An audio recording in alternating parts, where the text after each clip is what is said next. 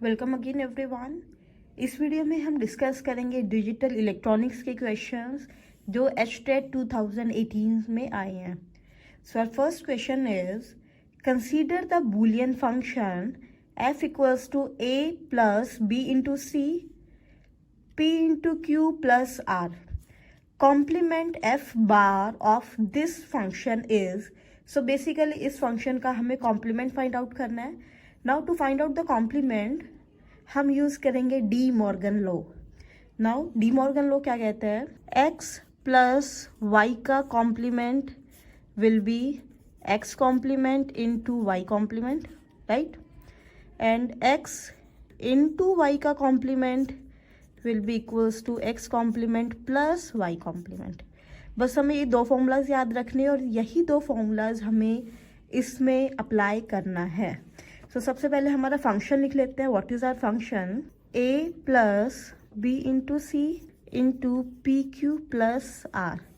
ये हमारा function given है।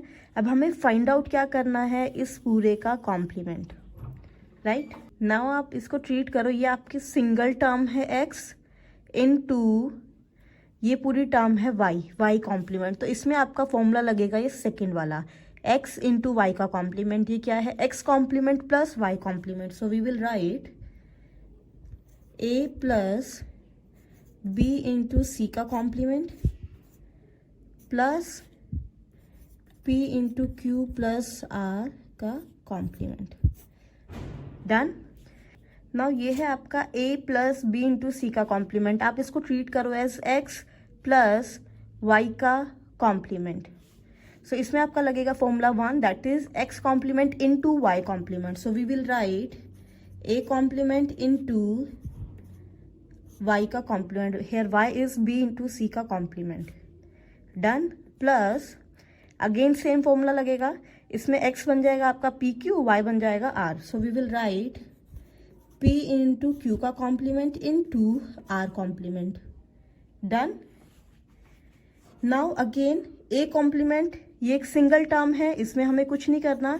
सो we will write it as a complement into now b into C का complement. ये आपका बन जाएगा फॉर्मूला 2, x इंटू वाई का complement. So it will be b complement plus c complement plus p into Q का complement, again your second formula p complement plus q complement into r complement. Done. Now सारी single term के ऊपर complement है। Now यहाँ हम हमारे options check करेंगे, क्या ये हमारा फर्स्ट ऑप्शन से मैच हो रहा है, a plus B into C का complement? No. So a is not a right answer. Second से चेक करते हैं, a complement into B complement plus C complement, ये बिल्कुल मैच कर रहा है। p complement plus q complement into r complement, right. So our right answer will be option B. बहुत simple सा क्वेश्चन है, सिर्फ हमें ये दो डी मॉर्गन फॉर्मूलाज अप्लाई करने हैं एंड आपका क्वेश्चन सॉल्व हो जाएगा।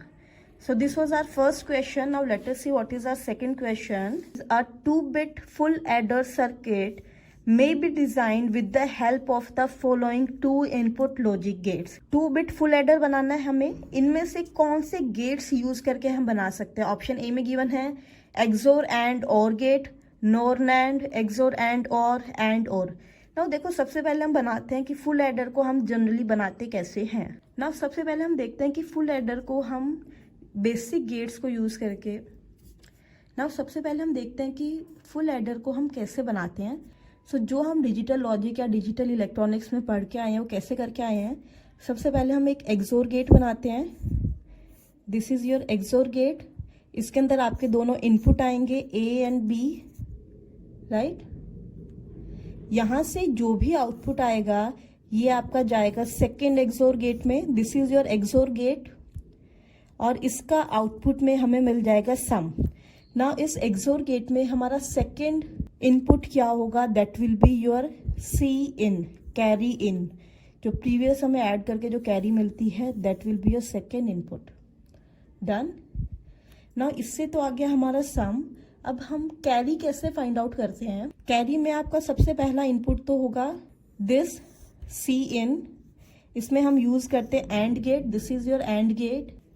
नाउ इस एंड गेट में सेकेंड इनपुट होता है जो भी ए और बी का एक्सोर करके आया है, that will be your second input. Done.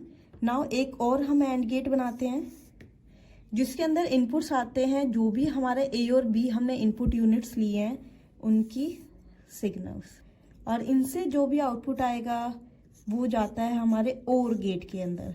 This is your OR gate, और यहाँ से जो आउटपुट आएगा that is your C out. Okay, this is the basic 2-बिट फुल एडर जो हमने अपने कोर्स में किया था, राइट। अब इसमें हमने कौन कौन से गेट्स यूज किए हैं? एक्सोर, एक्सोर। सो हमने यूज किए हैं 2 XOR gates, and 2 AND gates and 1 OR gate, right. Now अगर आप फर्स्ट ऑप्शन को देखो, फर्स्ट ऑप्शन में यही गिवन है 2 एक्सोर, 2 एंड 1 और। सो अगर इसमें आपको बेसिक स्ट्रक्चर याद है then you can answer this question very easily, and its right answer will be option A. So our next question is, now this is very simple question, which of the following is not a valid rule of Boolean algebra? Rule हमें find out करना है। देखो first rule क्या कहता है, a plus A complement equals to a। Now इसमें हम values put करके देख लेते हैं। अगर हमने a को पुट किया 1, उसका कॉम्प्लीमेंट हो जाएगा 0, 1 का कॉम्प्लीमेंट 0। क्या 1 प्लस 0 ए के इक्वल है? ए हमने लिया था 1, यस। 1 प्लस 0 1 होता है। नाउ ए को आप 0 पुट करके देख लो, 0 plus 1 equals to 1।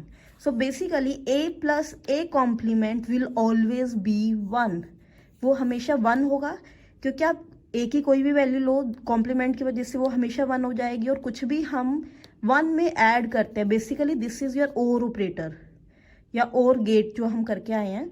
So it will always be 1, so हमेशा ए नहीं आएगा, it will come as 1। So this option is wrong.